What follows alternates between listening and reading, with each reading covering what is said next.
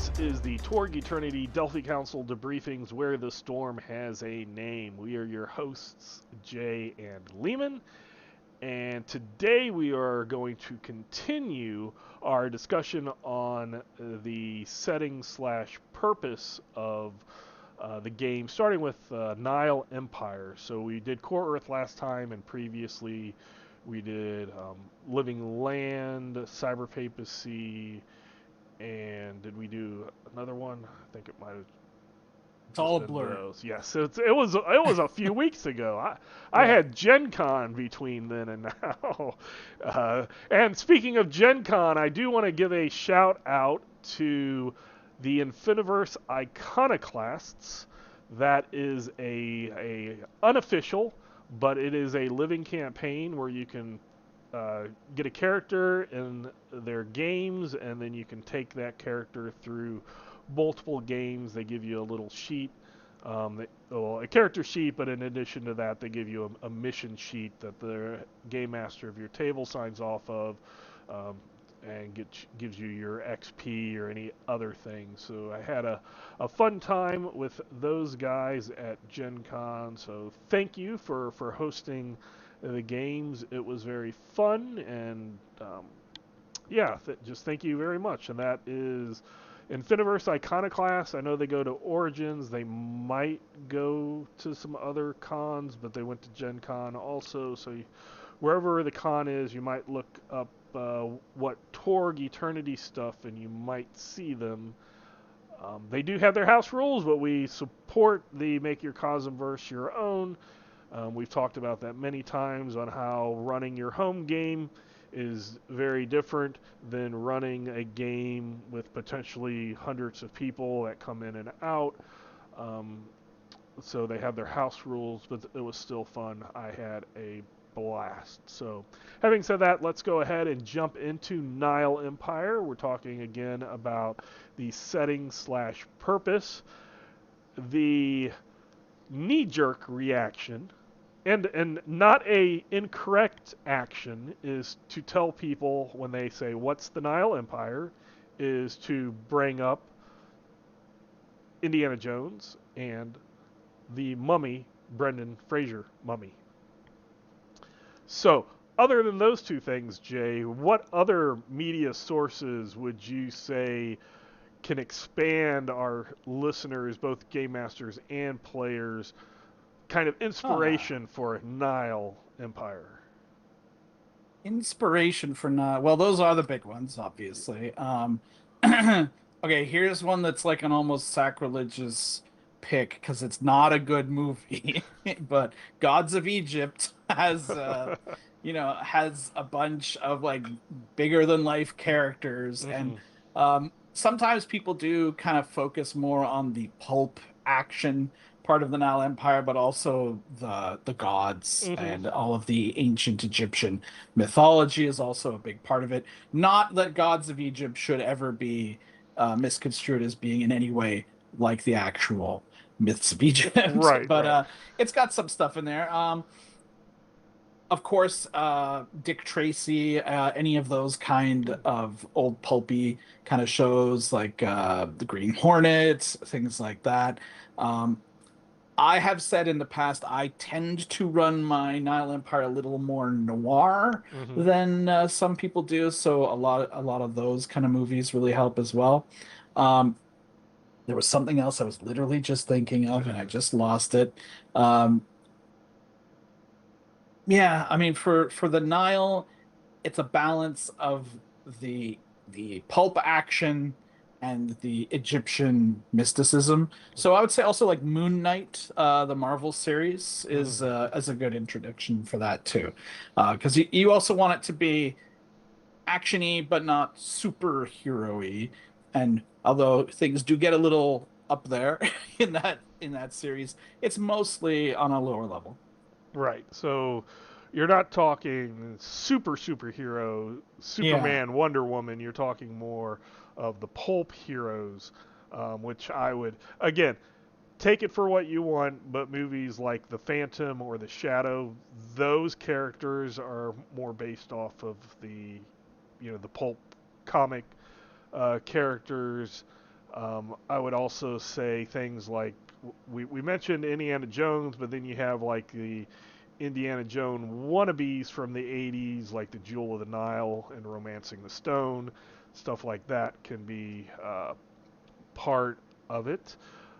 What things would you want to make sure that both players and game masters kind of know about in the Nile to make Nile different than what the other realities are? So in the Nile, I mean, there's the mechanical differences and then also the setting differences. So, of course, the big thing is that Amatism is the state religion. A lot of time people think of the cyber papacy as the theocracy, Hmm. but technically the Nile Empire is too. Right. It's the state-sponsored religion, and you can get in trouble, for worshiping anything else there. And pretty much the entire population of Egypt was mind controlled at the beginning of the invasion, so there was very little resistance and a lot of conversion that happened. So just be aware that it's pretty much everywhere. And with that, the knowledge that generally speaking, even if you are a priest, you're not really a priest of a specific god. You're of the entire Ennead, and you pray to whatever god is needed at the time. So unlike Isle, where the priests are often very specific, Mm. then you have the situation where there's a lot of things that are illegal. The officially the Empire makes a lot of things illegal. However, that's with the idea that they are then available in the underworld, by smugglers and everything, which are, of course, all working for Mobius Hmm. in anyways, especially in Cairo. Cairo is where you would go for most of the two-fisted action of heroes fighting villains. Outside of Cairo, it's a little bit different. So, the big thing to be aware of for anyone coming in is that they can kind of find whatever kind of thing they want to find. If you're in Cairo or some of the other cities, you're going to get a lot of this like pulp action. But then if you go out into the desert, you do get some of the more mummy sort of exploration, lost temples and pyramids and things to explore. But then you go down to the jungles further south, or even to the Greek islands, you find even weirder things. So there's a lot. But I think probably the most infamous thing is that players love the Nile Empire specifically because you get an extra Destiny card Right. and the power of the possibilities and Cosm cards. It's a very player friendly Cosm. But players should be aware that the law of morality there is important. Hmm. And even if you are a player who normally just kills everybody, it is better for you to, let the villains get arrested Hmm. or let yourself get captured. So know that playing into the tropes, you might have to fight against your gamer brain, but that's what you should do when you're in a Nile Empire. Right. And kind of going off with the allow yourself to be captured, which is really sometimes Hmm. difficult, especially if you come from that adversarial game master, which the first time is going to be the only time your characters ever surrender. If then they're immediately, haha, now I'm killing you. Think you're dead. Oh, you shouldn't have surrendered. Okay, you never surrender after that. And Nile Empire is, as much as I didn't want to bring this up as our inspiration, but you brought up Gods of Egypt as a bad movie, but you could find something in it to use the 60s Batman. I didn't want to Right. go camp because that is something that's not. Nile is pre-camp. It's the 30s, 40s, 50s action, not Yeah. not the comic code came in and then you have to, everybody's has to be much nicer, and then you get the 1960s Batman TV show. But they always got captured, and then the villain Yeah. gave the monologue, and then the villain left, and then the See you heroes next were, time. yeah, we're able to to take that cliffhanger and then come back after commercial break and Oh, I think find that's the what a lot of explosion. the pulp serials did, Right. even before then, right? Right, but that part was pulp serial, yes. Yeah, But the campiness wasn't as yeah. prevalent. So No one that was tied to a giant sewing machine. right. Yeah. Although if you want that in your Nile, go go for it. I could see having like a villain or two that have gone that way. But otherwise, yes, I think that's pretty spot on. Um, Players love the Nile. Players love Core Earth because we talked about all the stuff last time about the Core Earth setting, and in our previous one where we broke down some of the Core Earth Cosm cards and stuff like that. Nile Cosm cards tend to favor the players. Um, just the world itself tends to favor heroes over villains, which is different than any of the other realities. But there's always the law of inevitable return, which means that those villains or a legacy of that villain will come back. So whether it's the Hooded Cobra keeps coming back and your party hates him, or the Hooded Cobra's daughter comes back as the Hooded Cobra and confuses your party because that's somebody that's not the Hooded Cobra claiming to be the Hooded Cobra. You can do it either or both ways. You can have a lot of fun with that. The thing, even though they're both kind of action when we're comparing Core Earth, Nile Empire is you don't stop the action. So in Core Earth can have action moments and it can be an actionish reality, but Nile Empire as a player expect that if you and the party sit down to have a discussion, if it takes too much time, something's going to happen to interrupt that. And as a game master, make sure that when the party starts taking a little too long to decide a course of action, that some action will come to them that they immediately have to make a decision on. Probably the most useful page in the Nile Empire book, and it's also in the screen, is the obstacles Yes. chart on page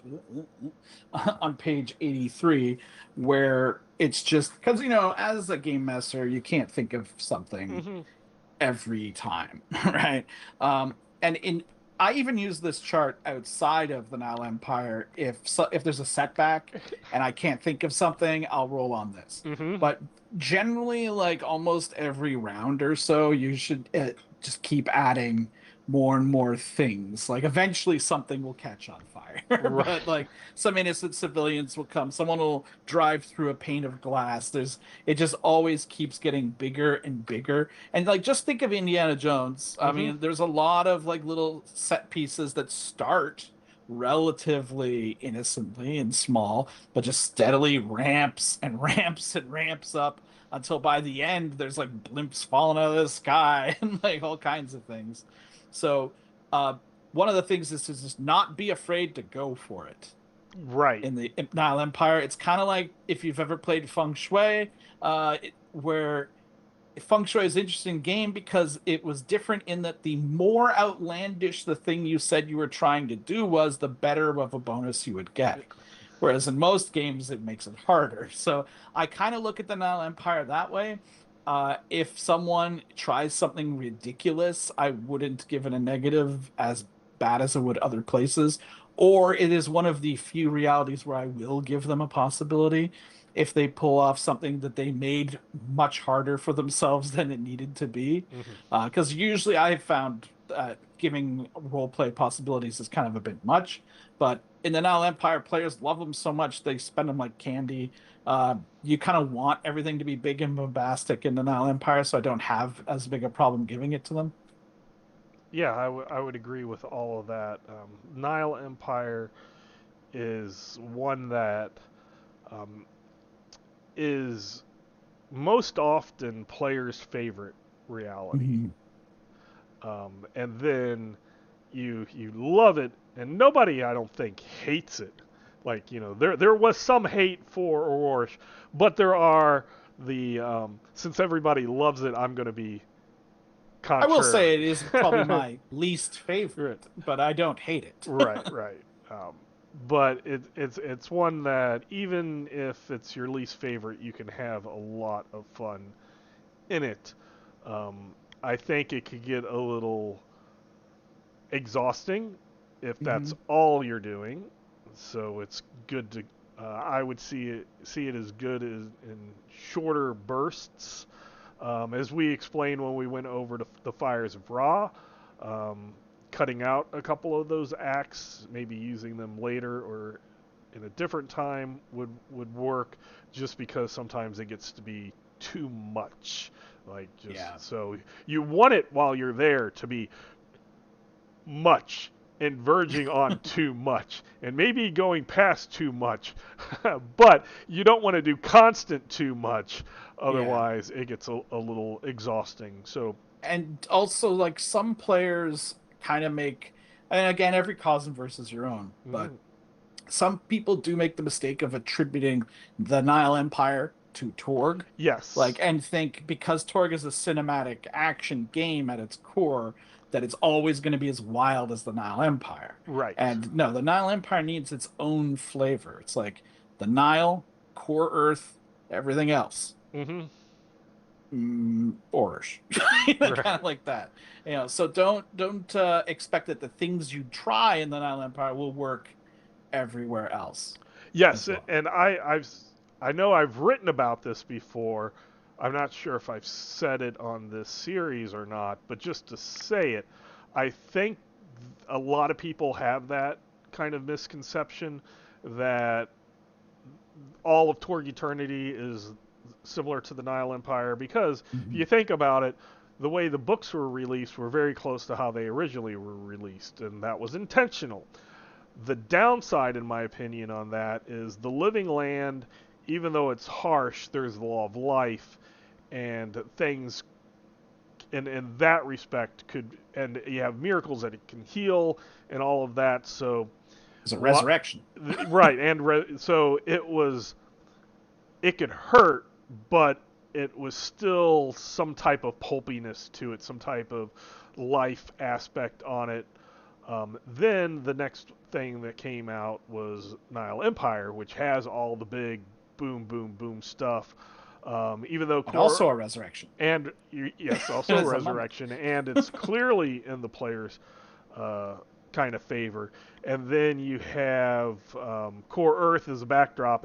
Source book's not out, but it's very much also action, and the law of hope and the law of glory, law of the underdog, kind of give that boost to Storm Knights. And then sequentially, Isle came out, and while there is the whole light versus dark, the light side is, you know, pretty big. You're mages, you're casting powerful spells, you're, powerful And it gave you a lot of clerics, crazy magic and a items. lot of magic items, to help the Storm Knights. And then after that, Cyber Papacy was more in the middle. Oh yeah, you can have cool laser guns you can shoot, and nice armor, and you can hack the world, type stuff.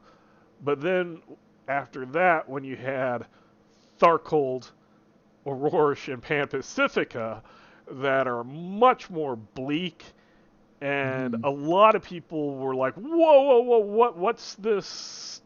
What's this? Stuff in my Torg game?" And it's no, Torg is the genres in each of these movie genres. So we had the action Die Hard Core Earth, one. We had the Lord of the Rings one. We had, the Land of the Lost one. Now we have the Gothic Dracula one. We have the Mhm. Mad Max slash Hellraiser one. Those are going to be very different because those are different cinematic experiences. And Torg being a cinematic game doesn't necessarily always mean heroic and the good guys are always going to win, Yeah. etc. So There's a lot of different types of cinema. so while I absolutely understand the reasoning behind the releases, and I'm fine with it. The one thing is, I think it might have skewed views on what Torg Eternity was, kind of front loading it with all the happy and good, we're Storm Knights and we're gonna win, and then it's like, oh, we're Storm Knights, we're gonna not, we're gonna die horribly. We need to get out of this place. So there's a little difference. I don't know. It's not even a difference of like winning and losing. It's just that like with the at Nile stuff, least you can like you're perceptive, stunting on them. right? Like it's all whiz bang. You don't have to think too hard. Just go in, roll your dice, spend your chips, spend your extra cards. You can pretty much come out on top. I mean, because Mobius is cursed to always Always, get his comeuppance. So, yes, but the other realities, not so much. right. And I mean, I've been on adventures in Aurora and Tharkold, and both as game master and player in Pan Pacifica, and player character Storm Knight deaths aren't as No. prevalent as you would think, but there's that fear of it. I think more like if you had a Storm Knight die in Nile Empire, I think that would be a bigger shock if they didn't come back. Right, they stayed dead. Than Aurora coming back as a ghost, or something, which or a vampire or a werewolf. They can come back kind of equally, but it's a different type of I'm back, and it's a different sense of. I think there's more dread, even if it's not backed up by the current data. Yes, classic Torg, Yes. classic Torg, whole other thing. We won't get into that, but for Nile Empire, it's the most bright, leaning towards the Storm Knights reality and go with it, but it's also a very not boring reality, so you want to keep the action going. You want to, as you said, stack the obstacles upon the obstacles, which have some obstacles in them, and the kind of the more the better in the setting. So Nile Empire, I think, is pretty easy. The Mummy, Indiana Jones, kind of very solidly puts it in there. Give the overtone of you have the Amatism as the main religion, which when you were talking about cyber papacy, at least the cyber papacy, they want you to choose to become, to follow. Right. I mean, sure, they'll burn you as a heretic, if you are, If you don't. if you don't, but they want you where they want you to choose.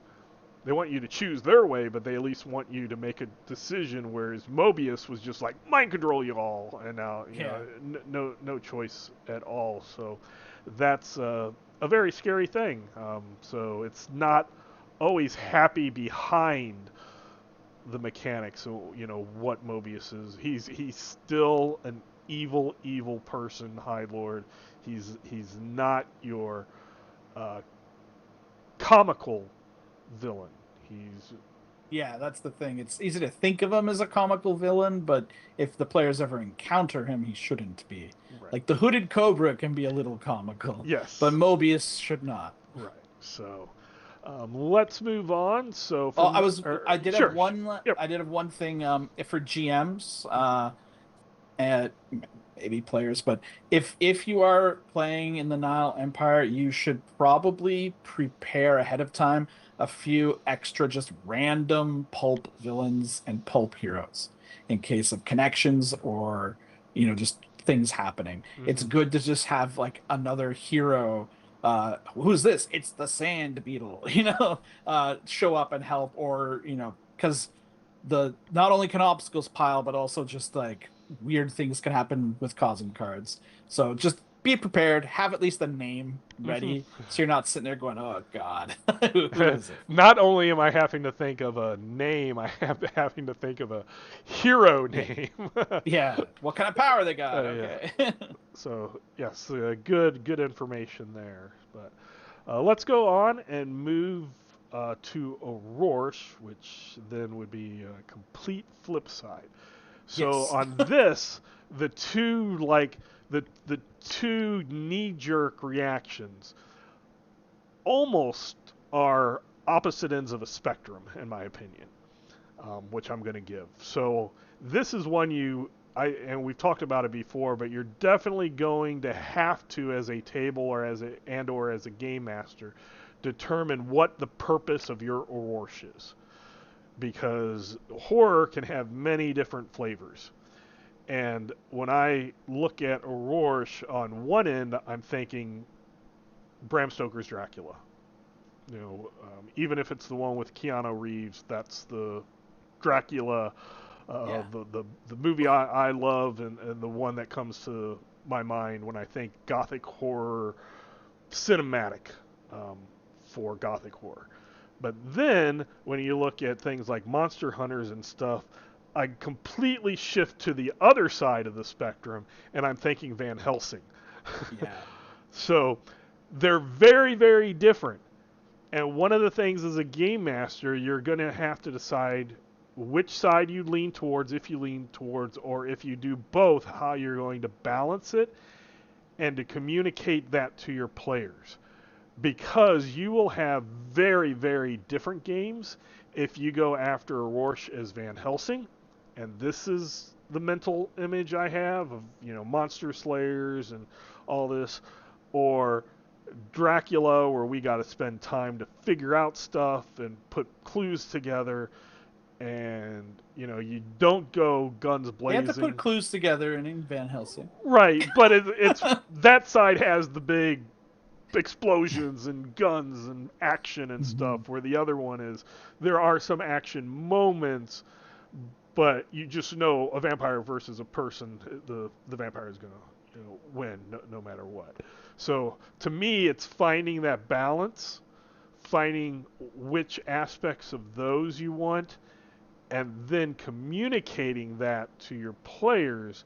Because when Orosh was being written, and we developers were talking about it, authors were talking about it, and the players were talking about it, there were lots of different, very opinionated opinions going that were very contradictory to each other, because different people had different views on what Orosh should be.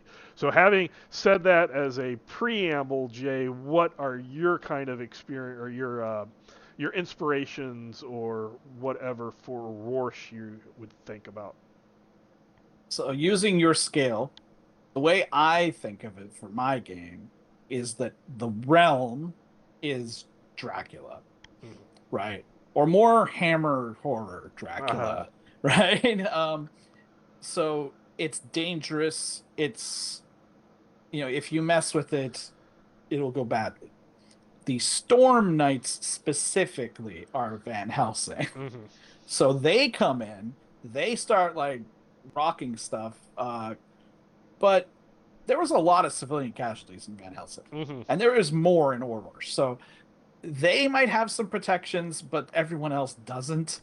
And it's one of those things where I look at it as they might not die, but they might still lose. Hmm. So Orosh isn't necessarily about going in and just killing a thing. Now, I was thinking of other things that are good inspiration. Um, there's the video game Darkest Dungeon. If anyone's ever played that, like that is the tone. Like it's dark and it gets darker as you go. And the players are responsible for being the light. Hmm. Like they're supposed to be the ones bringing hope back to everybody, because the whole thing is the Gauntman is dimming the hope and just surviving off of fear and Right. horror, right? So the players are responsible for that. And if they're just going around killing stuff and not really doing anything else, it's not really helping to restore the hope. Um, so that is one of the, and just like the music and the voice of the narrator is just perfect for it.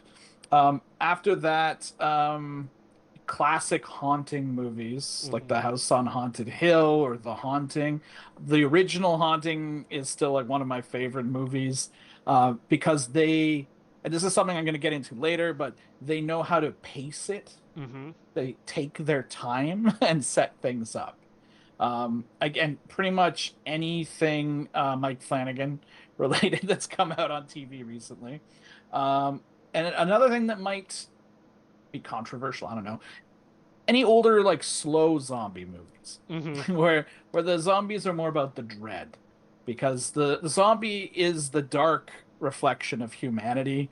Like, what is humanity? We are the apex endurance predator Hmm. on the planet. And what are zombies? A better endurance predator than us. So it's the inevitability. Hmm. But specifically, there's a few other movies that I think are very important. The first is one called Betal. Um, it's an Indian movie about I don't. I mean, it's on the cover, so it's not too much of a spoiler, I guess. It's a Indian military squad is for whatever reason has to go into this tunnel to clear it for land developers, and they find there's like some mass grave site of British regimental soldiers there that are zombies. Ah. And it basically causes this whole zombie brigade to trap them in there, and they're having to fight these colonial zombies, and a whole bunch of crazy stuff happens. It's great. It's like the perfect Orosh movie in my mind. And of course, recently, RRR is good too. That's another one where there's a lot of good fighting and everything. It can get over the top the way things do when people spend possibilities. Hmm. And it both of those also bring to my mind one of the important things that kind of gets forgotten sometimes is that it's in India Hmm. or Sri Lanka or Myanmar. It's not. I don't know like what the percentage is, but like for my game group, like I think we're batting 100% of all Auror's characters have been Victorians, Ah, okay, yeah. right? I don't know how many people. I know in Torganized Play I've run a few Indian Auror's characters, but I think so. It's one of those things like sometimes even the GMs forget, and it's just all Victorians all the time. You Right. gotta remember, there's still the Indian people there. The government is kind of screwed, right? But it still exists because it does talk about Queen Sebastian talking with them, Hmm. right? So they weren't completely wiped out at the very beginning. Um, and the Indian military, the longer this goes on, whatever remnants of it there are get kind of folded into the Victorians. Um, but just remember that they mention a bunch of the other cultures that came from Gaia Yep. uh, in the Orosh book, but those and the Victorians themselves are just a small percentage of the people actually in Orosh.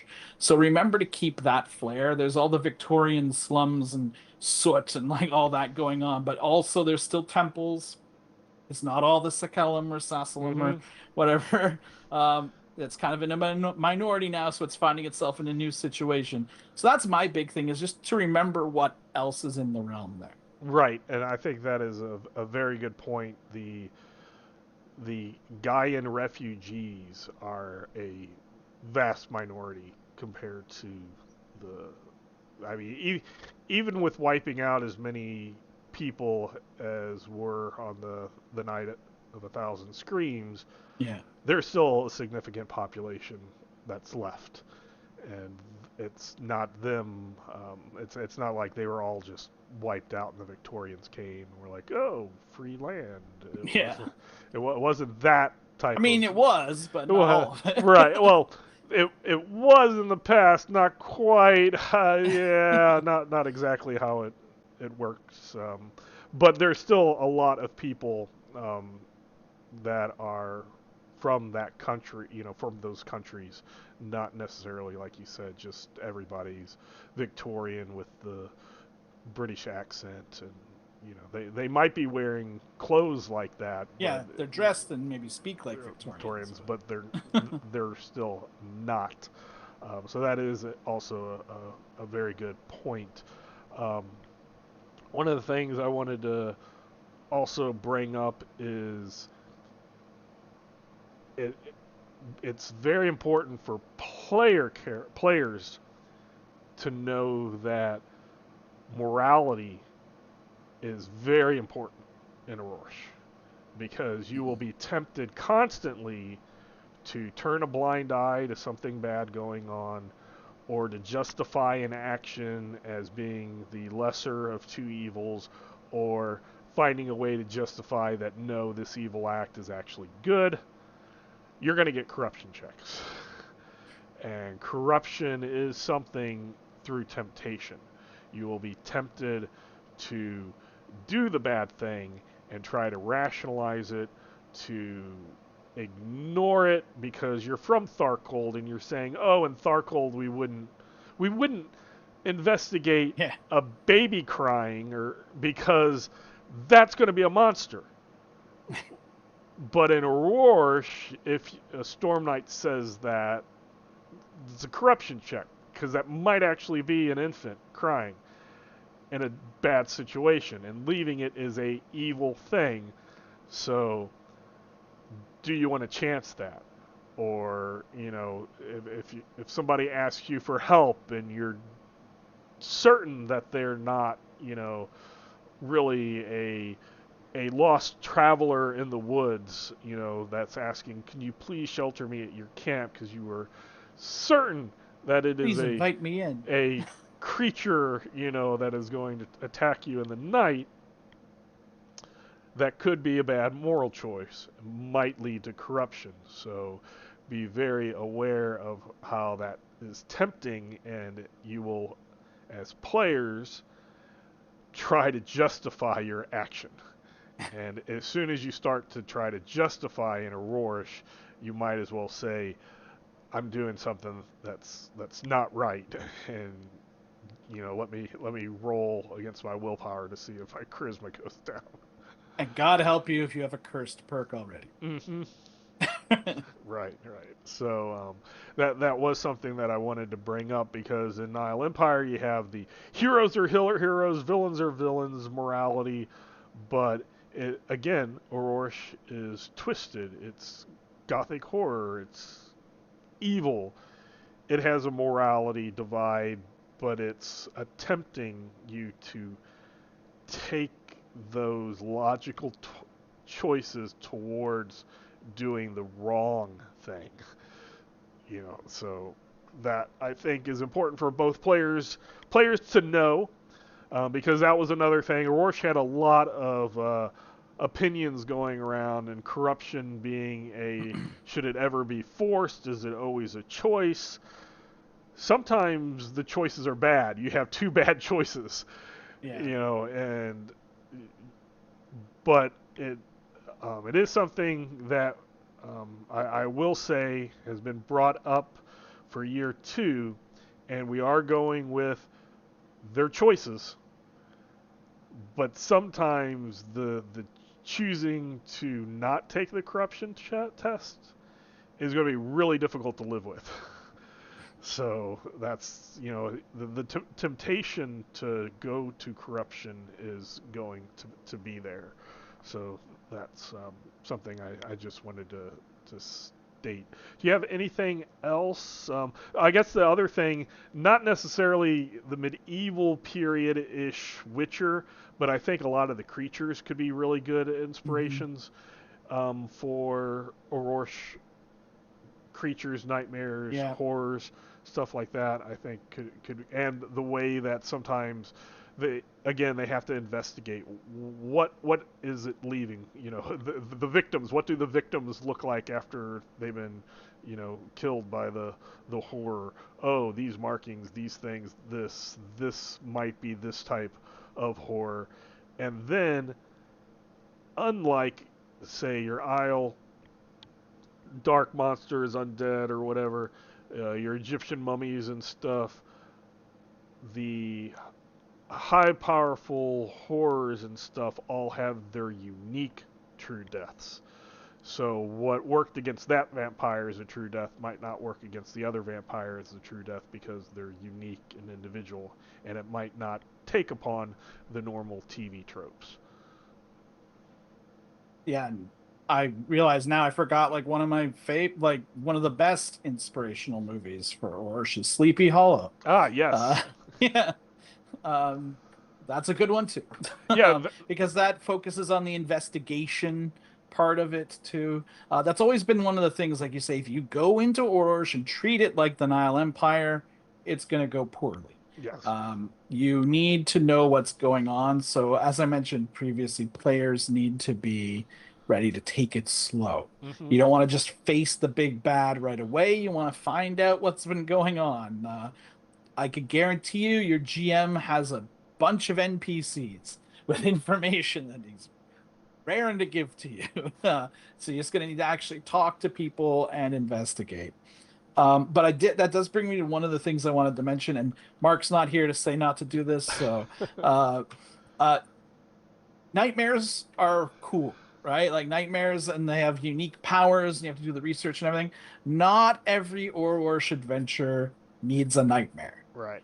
If you use them every time, just like nightmare trees or chases or DSRs, if it's all the time, it could get less special. Hmm. So try to, you know, there exists like different layers for a reason. So there's monsters, Hmm. then there's horrors, and then there's nightmares. Right. So the PC should probably be, especially at alpha, they should be dealing mostly with horrors.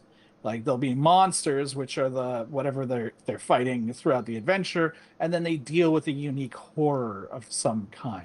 And then eventually, once they get to a point, they'll be dealing with a horror, which is an sorry, they might be dealing with horrors more naturally, but eventually they'll deal with a nightmare, which is something they have to take really, really seriously.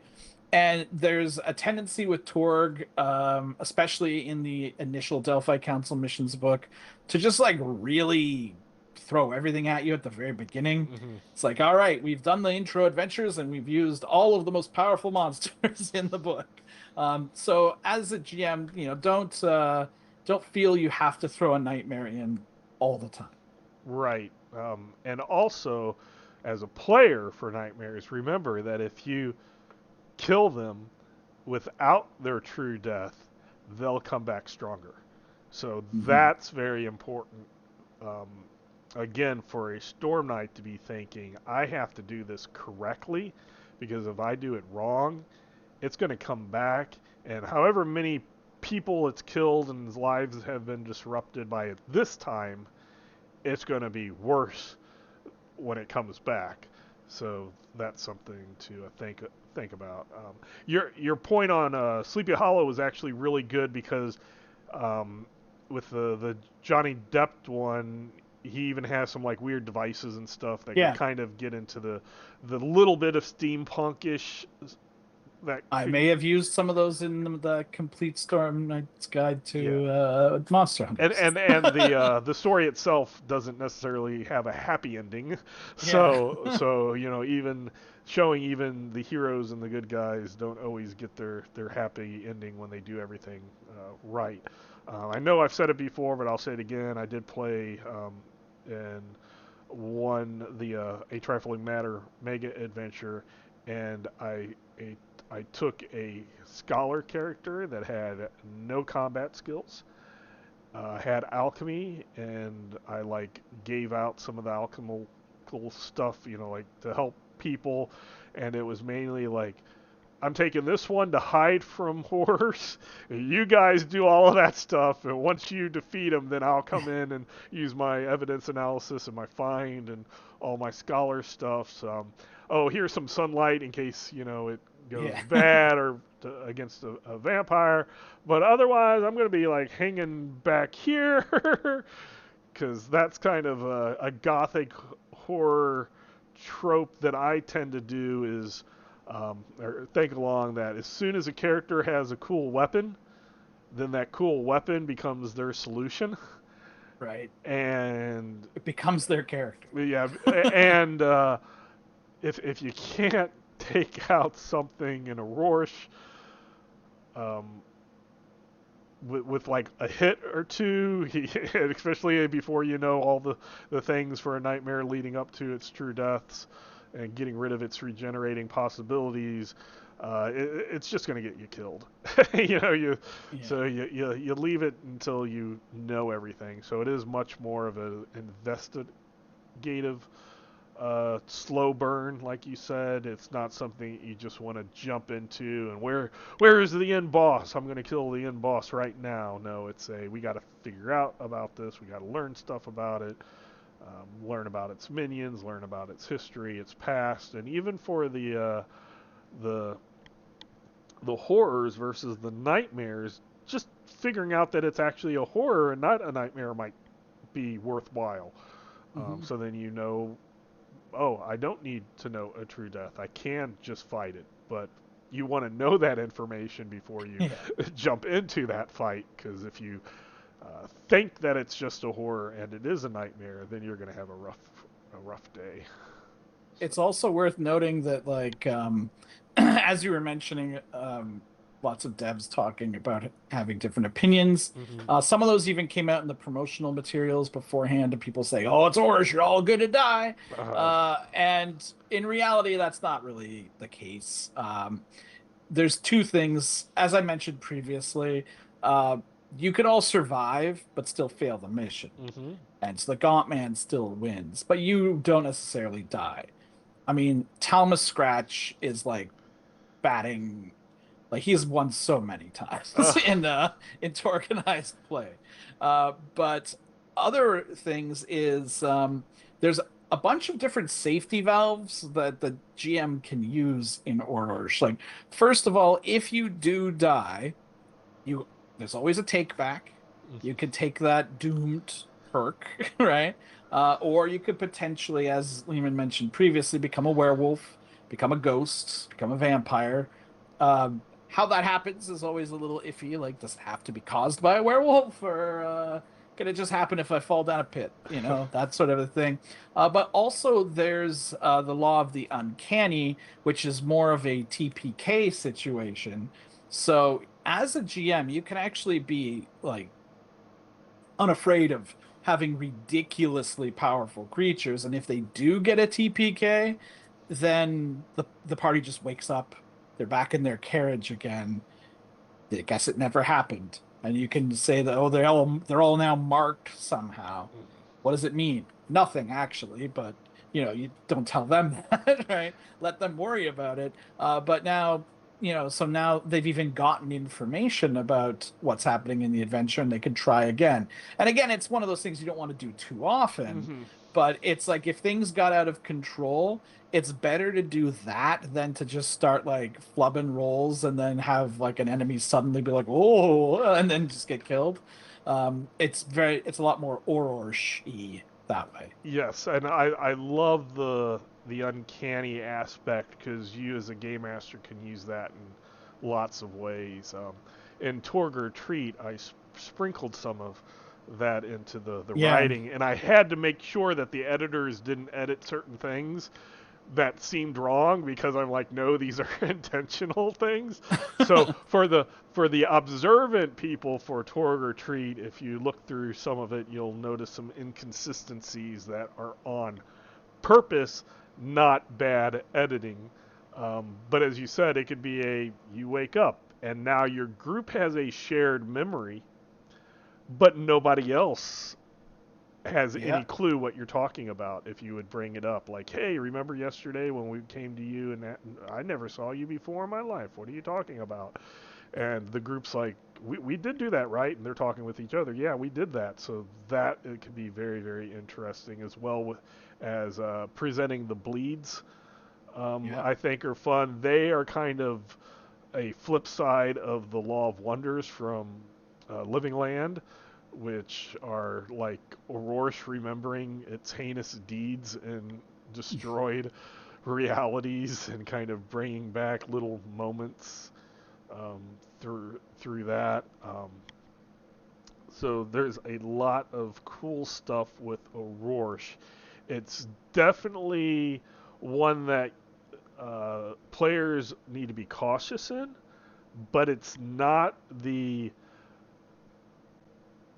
same as classic Worse. Torg when the actual source book said have your players make secondary characters, because they might not want their normal characters to die. That's something we definitely don't want, in Torg Eternity. And one of the things in the core book as a reason to go to Orosh is sometimes you have to go to the monster's den to eliminate it. That's a point, but Orosh, while scary, while fearful, Storm Knights can overcome the obstacles. It's not the perseverance gives me as a game master points that I feel like I'm Oprah, and I go to, I calculate the points, total them, or times them by the number of players, which, as you know, I have lots of players, so then I have tons of points, and I'm like, hey, you're marked for death, and you get a marked for death, and you get a marked for death.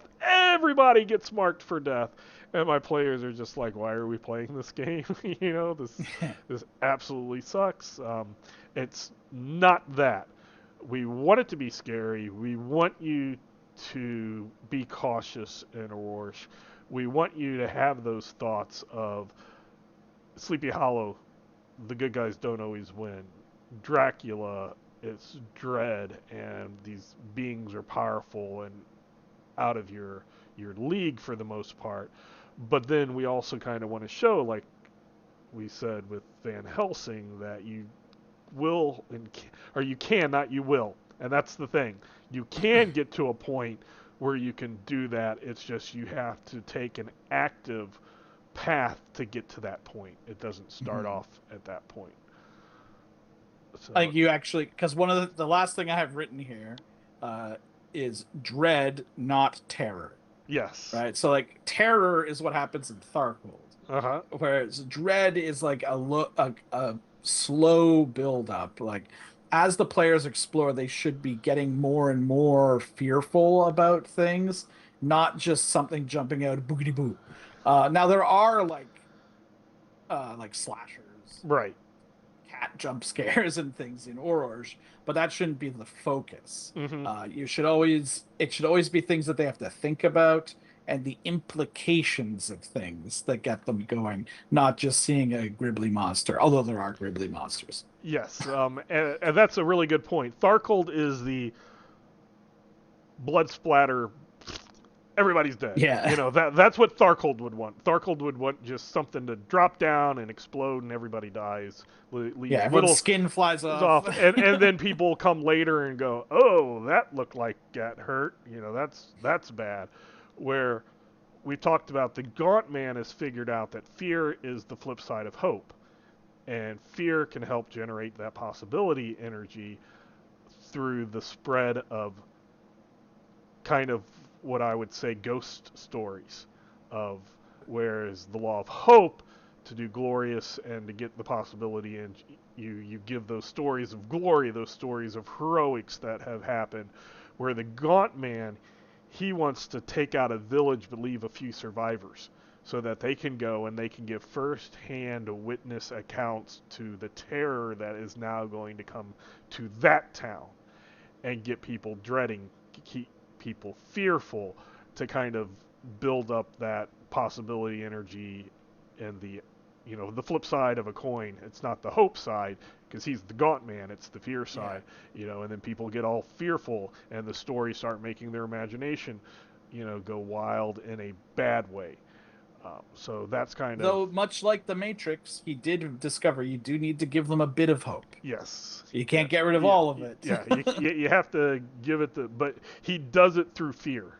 Yeah. He like that's why he allowed the Sakellum to exist, and why he probably allows monster hunters and stuff, and alchemists to be able to do some anti-monster, anti-nightmare, terror or horror things, just so that it gives that sliver, but it's never like he would like it to give that sliver, but it's never going to be enough to amount. And if you go back to our Aurora episode, we specifically talk about how all the axioms are kind of just enough to give hope, but not enough to actually do something with it. So it's kind of like enough that you're like, I can do it, but you really can't. and Yeah. he's made it that way. So I think we did a pretty good job describing the setting and the purpose and what you might think about as a game master and a player for your group for Nile Empire. And Aurora will return next time doing the same thing. We have Pan Pacifica and Darkhold left, so we got a couple Happy more of those. places. Yes, very happy places. So, having said that, you can email us at torgdcd@gmail.com. We'll answer any questions you have to the best of our ability. We'll comment on your comments, etc. But until then, we hope you have fun in your own Cosmverse. Bye.